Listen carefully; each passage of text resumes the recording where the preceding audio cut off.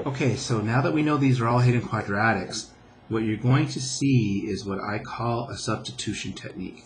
It's very important that when you do this, use a different variable, because what we're going to be doing is a trick that's often happened in math. So let me just kind of give you an idea and then we'll do it. So right now what we're trying to do, let's pretend like this is the x world. All right, and right now I'm trying to solve an equation that involves in the x world. However, it might be hard, it might be difficult, might be tough to do. So what we do is we translate it over to something like, let's call it the a world or whatever variable you want to use. Just make sure it's a different one. We were able to solve it in this world, and then we basically walk it back, right? Functionally, it's almost like I have a function that takes me this way, and I have an inverse that takes me the other way.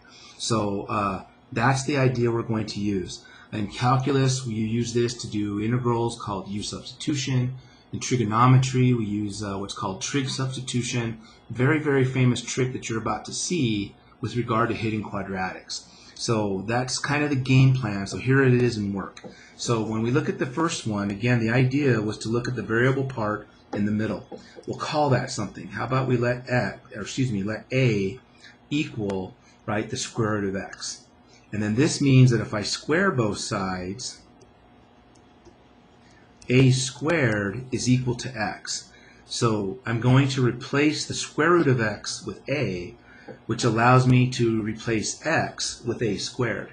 So when I go make this substitution over here, x is being replaced with a squared, the square root of x is being replaced with a, everything else is remaining the same, and what I have is a quadratic.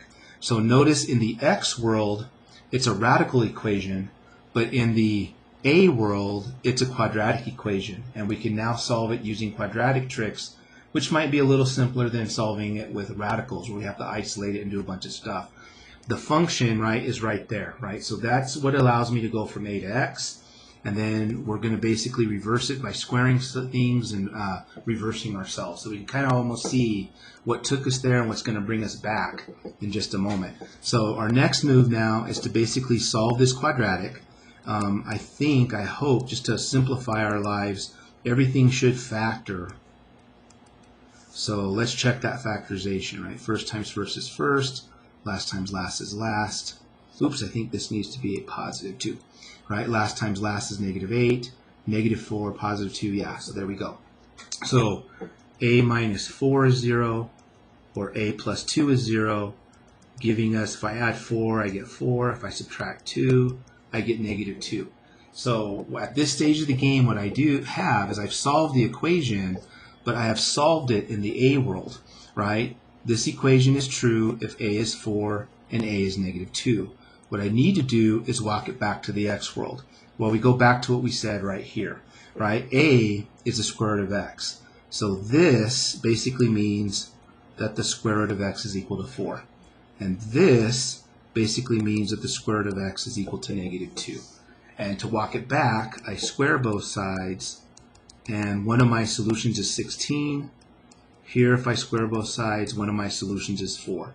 Now all we got to do is check them, right? If I put a 16 in here,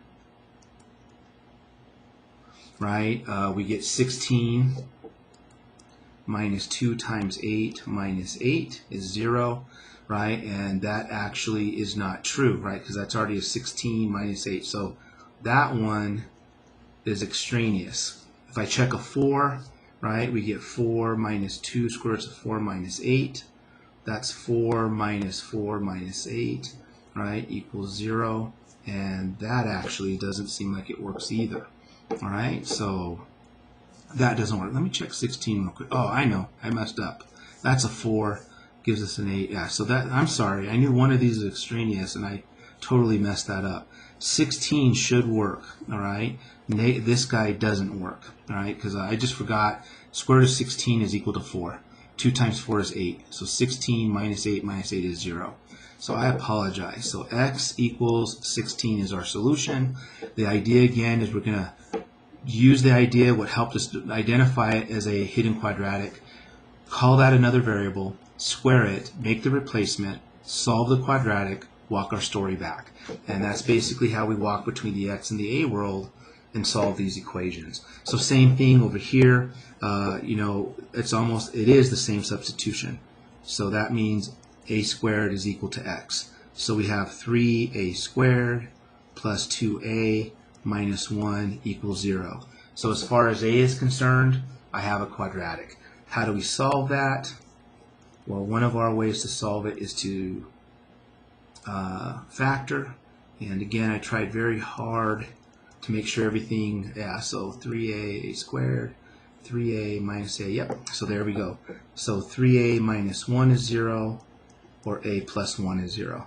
This eventually is going to give us 1/3, and this is going to give us -1. So right now, I have a solution in the a world. So I need to walk this back.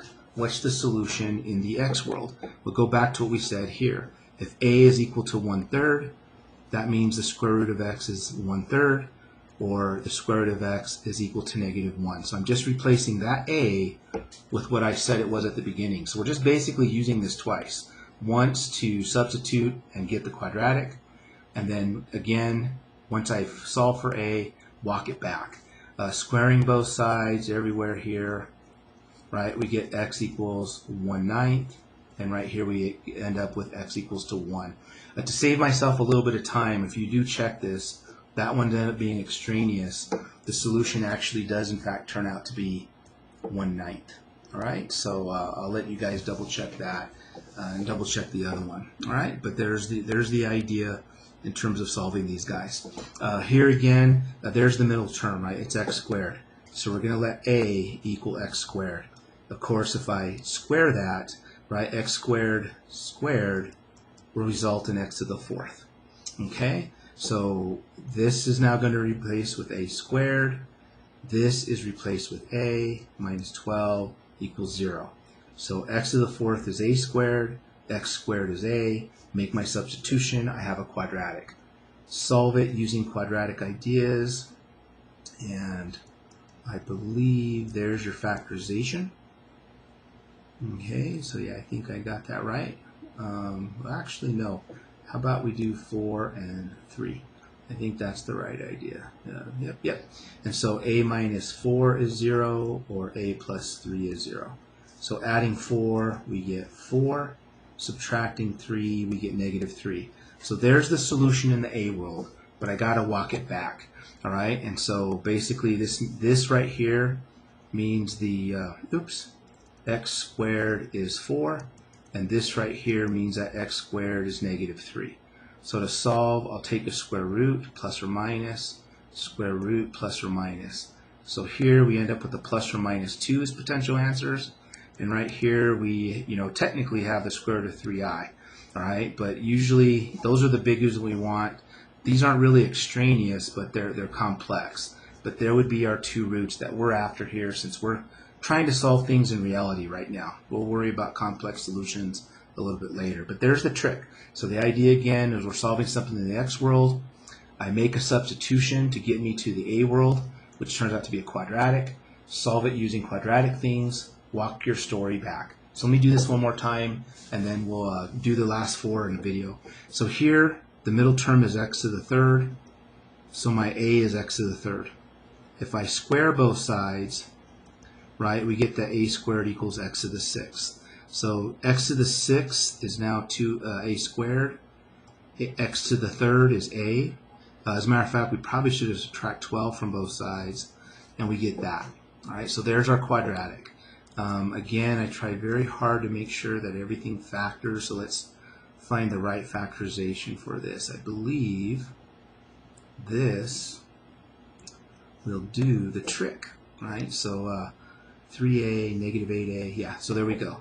So 2a plus 3 is 0, or a minus 4 is 0. If we add 4, we get 4. If we subtract 3 and divide by 2, we end up with -3/2. All right, so there's basically our values. So right now we're solving the a world, but we got to walk it back. This one is saying that x cubed is 4. This one is saying that x cubed is -3/2. So in this case, I take a cubed root, and unlike the square root, there's only one root here, so we get the cubed root of 4 being an answer, and the cubed root of a nasty negative 3/2 our answer. So those would actually be both solutions to that hidden quadratic. So there's your hidden quadratic trick. Very, very important skill in all mathematics. Get used to doing it here. All right, and obviously we're almost 10 minutes into this, so let me cut away and we'll come back and do E, F, G, and H in another video.